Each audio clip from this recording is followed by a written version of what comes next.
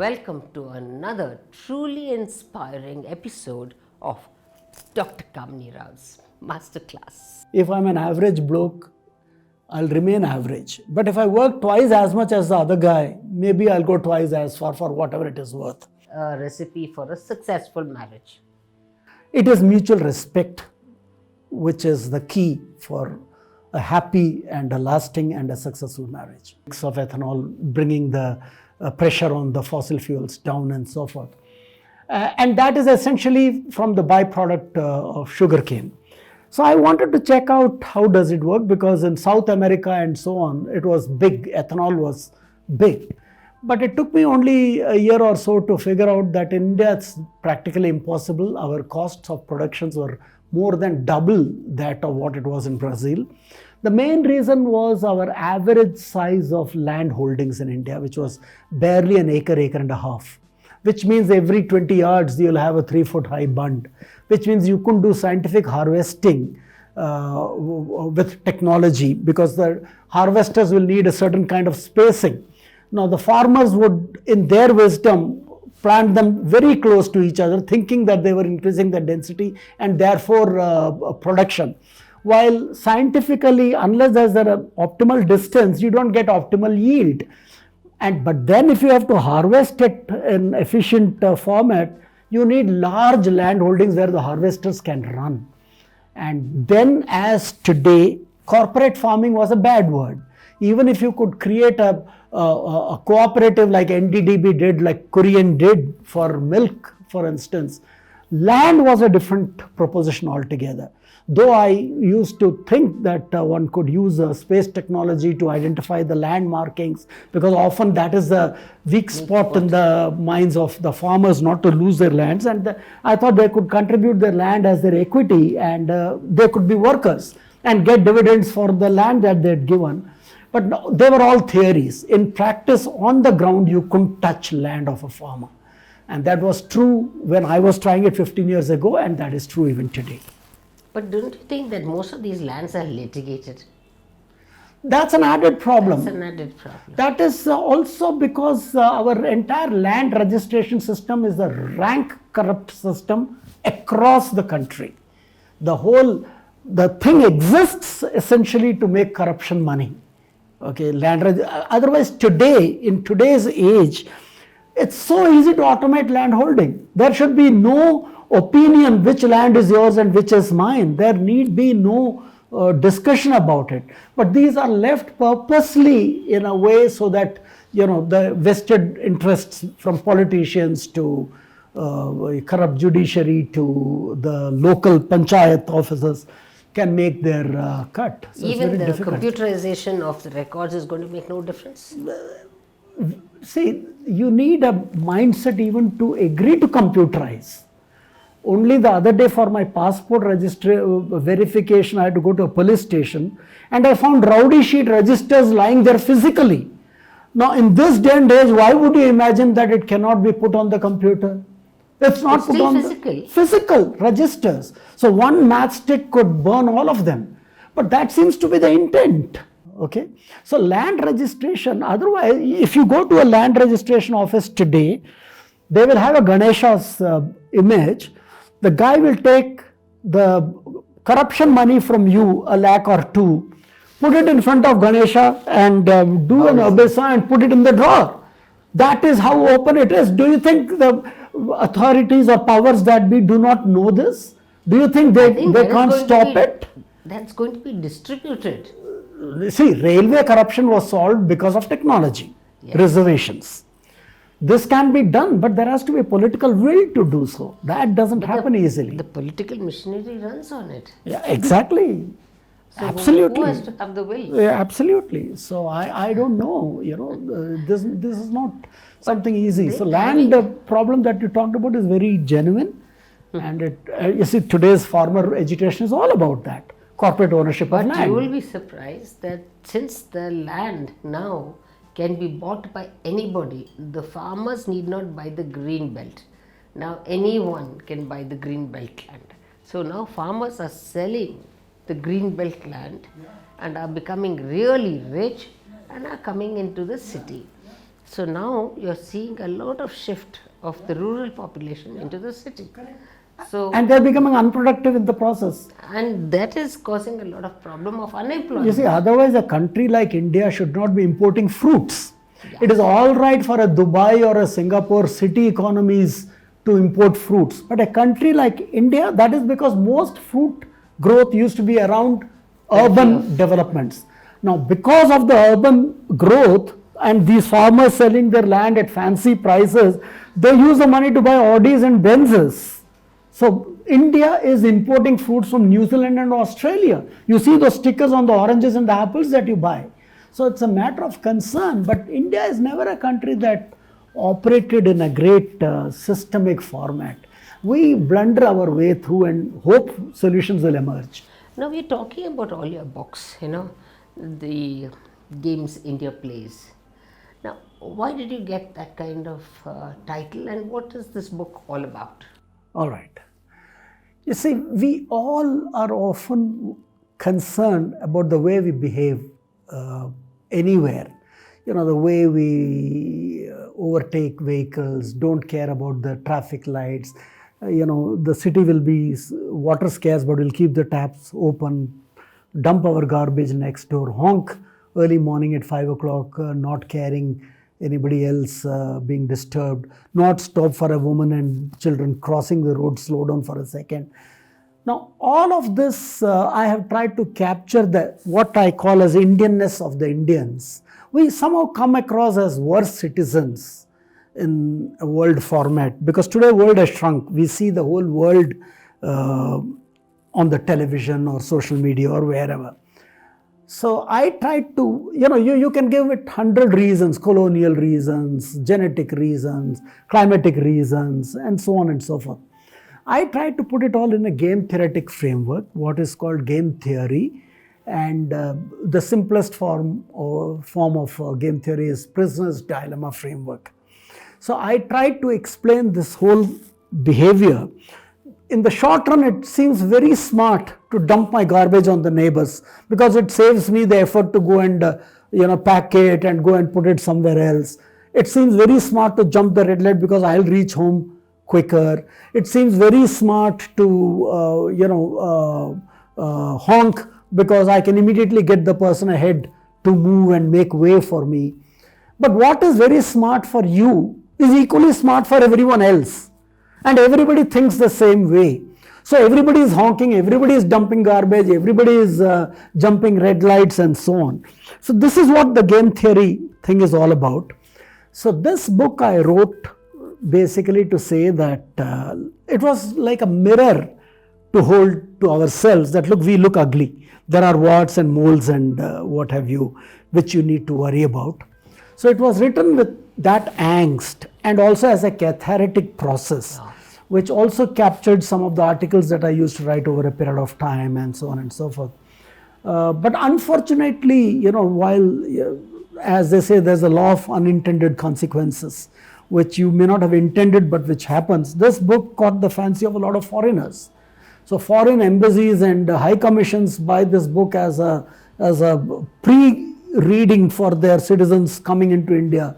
International consulting companies giving it to their consultants before they come to India to read, which was not my intent. It was meant as almost like a negative publicity. It is almost like you see, by saying that, but of course, in my latest edition, I have reiterated that fact, though it was said even earlier. This book is only concentrating on an ugly part of Indians. It is not the entire part of Indians. There's a lot which is amazing, beautiful, great about Indians, but this book is not touching on that. It only talks about what is wrong with us. It's holding a mirror to improve ourselves on that count. But this book had that kind of a thing, and therefore there has been a lot of backlash also on the book. Absolutely. Off and on, which is understandable, but that was neither my intent. But then I say, look, if you are so concerned, change yourself. If you take such offense at the book, improve yourself. Change yourself. Good. So in some ways, indirectly, the purpose is achieved, but not in the manner I hoped. I know. Because sometimes, these foreigners also, Yeah. not that they don't have it in their own country. Yeah, yeah, They yeah. also have it in It's their a question of country. degrees, But that's yeah. very subtle. Correct. But nevertheless, Yeah, very yeah, yeah, yeah, insulting. yeah. See, all of us have our dark side. Who doesn't? We all do. But yes, as an international committee, we seem to be less cooperative, less trustful. Yes. Some of those, That's another thing. Yeah. Now, after this stint with the JMR group as well, you also did as the head of the corporate social responsibility as well as the foundation. How was that stint of yours? Right. You see, when I moved from the bank, I essentially moved to head the foundation of the GMR group. And it has grown very large over the years. And my wife also joined at the same time, though of course she refused to report to me, so she used to report to the chairman, Mr. G.M. Rao himself. And so as a head of the foundation had several activities. One was it had quite a few educational institutions, engineering college, degree college, schools and so on. It had 3 hospitals, a 200-bed hospital and 2 smaller hospitals. And so. Then it had about 7 or 8 vocational skilling institutions. Then in about 25 locations, it was doing projects with the communities. Wherever the group had its projects, we used to work with the communities around those. That is what my wife used to look after, along with the vocational skilling. So we had a whole range of, we had about 10,000 students under the academic activities. About 300 beds in the hospitals put together. So yes, it was a very, very satisfying period for the simple reason I had come from high academia. Whereas here I was dealing with undergrad engineering college, of course it had masters also, but degree college and schools and so on. But the satisfying part was that usually in higher institutions like IIMs, you get the satisfaction of teaching some of the brightest students ever. Even Raghuram Rajan has been my student. But he would have been himself whether or not I taught him. Whereas in a milieu like this, we made a difference. We created systems, we created opportunities. Today hundreds of children get jobs with Wipro or Infosys or Accenture or whatever, or TCS, which wasn't happening earlier. Of course, the essential credit goes to GMR himself, who was the chairman of the group. But I feel lucky to have had the opportunity to have spearheaded it at the ground level. And those are most satisfying years as well. So I can't today say whether I enjoyed my IIM days more or my foundation days more. Now that you have retired from that and you've had an illustrious career wearing multiple hats, what next in your career? Okay. As a matter of fact, I continue to be an author because an author doesn't have a retirement. My current book, which is coming out with Penguin Random House, is on behavioral economics. Basically, it compiles the works of about 10 Nobel laureates who helped transition the neoclassical economics into behavioral economics, which essentially weds the field of psychology with the field of economics. So earlier economists used to believe that people ought to behave in a certain way if they have to be subjects of the study of economics. But behavioral economists came along and said, but people behave in different ways. And how should that have an impact on the real life behavior? So that has been the transition which has been happening in the world of economics, which I've tried to bring about through the works of 10 Nobel laureates in the last 3 decades. So that is what this book is about, and I'm very excited about this book. It's right now going through the editing phase with the publishers, and it will come out in the second quarter of 22. Wow. And in the meanwhile, of course, I also started on the next book. I've done 10 books between HarperCollins and Penguin Random House. So yes, that is something I look forward to doing all my life. And then, of course, I also do occasional column. I write currently for Deccan Herald once a month. I also blog for Times of India. So those I just do off and on. I don't have a, The retirement means I no longer do a fortnightly column. I do more relaxed in that sense. But writing takes away a lot of time, and I get more time. I'm a severe diabetic, so I'm happy that lesser travel means I can concentrate more on my walking and cycling and so forth, and spending time with some friends. Though thanks to COVID, no travel. No travel. No travel. So what about your exercise? What kind of exercise do you do? I only walk. I walk about 6 kilometers every day, and I cycle alternate days. Alternate days. Yeah. Wife accompanies you? No, we walk separately. We walk entirely separately. No hand in hand and No hand in hand business. Her timings are very different from mine. Yeah, and she also does 6 kilometers. She does even more than me. She probably does closer to 7 or 7.5. But I listen to podcasts when I walk. So various talks and so on. Somewhere around the house only. Yeah, I mean, earlier I used to go out, but ever since COVID happened, ours is a gated community of 35 acres. So independent houses. So we have very nice walkways and cycling routes and all of that. Which is very good. So we can do it right there. Yeah. That's really nice. In fact, that's what, the plus side of being away from the core of the city. We have an apartment in the city, but we live there. But it's good because the early morning traffic jams are not there. We don't travel anyway. So the tweeting of the birds is the Exactly. only sounds that you hear. Oh my God, we have a whole compilation by one of our residents who's done about 63 different kinds of birds within verses alone. Oh, fantastic. So this is really nice. It's almost like living in 1950s. Yes, absolutely. Huh? Absolutely. Yeah? Very small town feeling. Correct. Very nice. Very nice. You've been doing this collection of padlocks. Now, I've forgotten to ask you. Now, it's a very unusual collection. Collecting padlocks is unusual because I think this also gives you a sense of discipline of the mind. It's not easy collecting padlocks. How did you get into that habit of collecting? There must be a story behind it. Some people are acquisitive, some are not. I was always an acquisitive character in the sense, as a kid, I used to collect matchbox covers or stamps or coins. I had a collection for several years, which of course later I passed on to my younger brother. But as an adult, of course, it changed shape. Stamps somehow weren't exciting me sufficiently, but I was always interested in anything mechanical and anything old. Had I been born to an Ambani, I might have been collecting antique cars, for instance, vintage cars or wristwatches or whatever. So what I did was, once Meena and I were vacationing in Gulmarg, the first vacation immediately after we got married. And there was this old lock on the door of the cottage where we were staying. And it looked very different from the usual locks that we see. So there was a shop close by. So I asked the chowkidar who was in charge of the cottage if he would be willing to exchange that old padlock for a new navtal if I bought for him from the shop. He was very happy. He thought, one idiot of a saab who's wanting to buy an old lock for a new lock. And I was very happy that he was giving me a beautiful old lock for a new lock. So it was a win-win for both of us. Then in 85, we got married in 84. In 85, 86, because Meena is also born and brought up in Delhi. And I am born and brought up in North. So we had never seen the south of India properly. So, and neither of us is religious.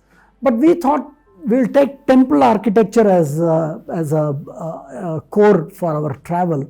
And we took a car and we were traveling around the south of India, where we landed in my grandfather's old house in a village called Angarai, which is about 3 kilometers from Lalgudi, of Lalgudi Jayaraman fame. So when we were going through the house, somebody else was living there, but we just introduced ourselves. There was an old lock on the door over there. So I took that for memory's sake, and they were very gracious in letting us have it. That was another second lock. Then I used to go to the riverbed of Sabarmati, where they used to have a flea market. Practically every channel has covered it over the years. But, that's about the time in 2000. I started collecting from 85. By 2000, the collection was fairly large when Limca covered it and so on. But anyway, so, once you get into any field, howsoever small it might be, even if you get into an atom, it opens up a new universe, right? Absolutely. So it's the same here. So the moment one window opened, 3 more windows opened, you got into one, 4 more opened.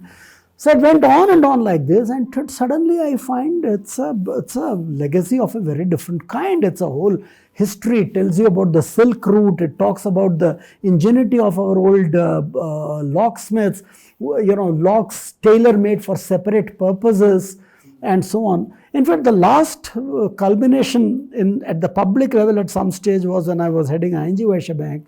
I built that building, ING Vysya House on MG Road, which is today Kotak House.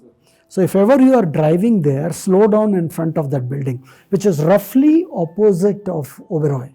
Oh, okay. Just after the railway it's station. Quite a big building. The metro station. Distance. Yes. Yeah. Opposite side. Yeah. So on MG Road, after Nalli and all, as you come out of the station, you see this Kotak House. Outside, there are 7 locks blown up in 4 feet bronze as public sculptures. In the front of each of those locks, there will be a brass plaque talking about the original lock from my collection, which I did when I built the building, because locks stand for safety and security, and it was in a way the bank's contribution to public aesthetics, so to speak. So you'll see those bronze 7 locks which are from my collection. So so they are in the public domain. So yes, it's given me enormous amount of pleasure. Recently, I think now BIC was trying to do a small feature on the collection. So they shot a small film which should be coming very soon. Excellent. But more than anything else, it opens up a whole world of history and geography and technology and metallurgy of locks, all surrounding locks. Absolutely. Okay? And I wrote a book called Locks, Mahabharata and Mathematics. Yeah, I know. I saw that book. So, locks, because I've been so closely in association with them. And I came out with some of the stories from Mahabharata which mimic certain locks in some ways. There is a parallel. And then some mathematical parameters which have some parallel with both the story and the locks. So it was weaving in and out of like a lateral thinking exercise, so to speak. So it's given me enormous pleasure, visual, emotional, intellectual, everything. So how many locks have you got up to now? Give or take 700. 700, fantastic. Yeah. Good. Very nice. The biggest is about 30 kilograms. The smallest is about 3 grams. So it's been a pleasure listening to you, Raghu, and I'm sure my viewers would have enjoyed your talk only because of the fact that from very humble beginnings that you've been able to master the skill of perseverance, which is very, very important, and a strong believer in yourself that you can, you will, and you should be able to do it, and you finally achieved. And this is what is why be ordinary when you can be extraordinary, and that's what you have proved, first to yourself, to your family, and then to the world. So I would like you to talk to my viewers who are eagerly waiting to listen to you on your pearls of wisdom, on what is your message to all the young Raghus who want to follow you. Well, my main message, especially to the younger generation, since you tell me, Kamini, is that don't sprint the marathon. Incidentally, it's also the title of one of my books. By don't sprint the marathon, what I mean is the younger generation today is so highly pressured and stressed for achievement, being driven from tuition class to tuition class, parents expecting them to top every test and every exam that they take, to make it into every team that they play in, and they have diaries which are busier than a CEO of any corporate. Putting this enormous pressure on children is like expecting someone who's running a marathon to be at the top of the pack at every kilometer of the 44-kilometer run. Now, I think that's a huge mistake for the simple reason that in a marathon, whether you have a good start or an indifferent start, whether someone overtakes you at some stage or doesn't overtake you, whether you stumble and fall at some stage or don't stumble, most of these things are irrelevant. In a marathon, it's an act of faith. You don't run it with your legs, you run it with your head. You don't see the end. You see ups and downs. You see sun, shine, moon, wind, rain, everything. And that is what real life is all about. So if you didn't crack an IIT, if you didn't crack an IIM, that doesn't make a lesser mortal of you. These days, unfortunately, the parents included make a child feel as if the child is a failure if the child didn't top the class, if didn't crack a preferred institution and so on. And nobody ever teaches them how to cope with the failure. We are very quick to create a sense of failure without creating in them a capacity to learn from failure, to manage failure. Very few schools ever give an award. They all give awards for the best student. Very few of them give awards to most improved student of the year. If I got 38 marks in mathematics last year, this year if I got 55, I am hugely improved. Does anyone recognize me? No. So this is the kind of a messaging that world is not necessarily an equal place. World is not necessarily a fair place. We need our younger generation to accept these realities instead of, creating further stress situations for themselves and for their parents by thinking of suicidal thoughts and so on that we read on page 5 of every newspaper every time there is a examination result season. So my message to the younger generation is life usually is definitely a marathon. You only have to look at your own performance in the past and better it, like a marathon runner who's only running against his or her own past timing. Unlike a sprint where if somebody overtakes you, if you had a bad start, if you looked back, you can lose a race. That is not the case in a marathon, and that is what every youngster needs to understand. And this lesson, no matter when learnt, is immaterial. Even if you are 35 and you decide from this day onwards, I'm going to make each day count more than the day before, you will get there, because life is truly a very long haul, and it's never too late to persevere, and I think that's my only message. So it has been a pleasure interviewing you, Raghu, and I'm sure our viewers are going to enjoy every bit of this interview. Knowing you has been a wonderful journey, a wonderful experience. Look forward to meeting you again and again. Thank you for... pleasure has been entirely mine. You have honored me by calling me to this forum. It's been such a pleasure chatting with you, and it's been such a pleasure answering certain questions which don't get asked very often. And it's been such a delightful morning for me. Thank you so very much. Thank you very much. I'm sure all of you have enjoyed this talk that we've had just now with Dr. Raghunathan. Thank you once again for viewing this, and till we meet again in our next episode of Dr. Kamini Rao's Masterclass.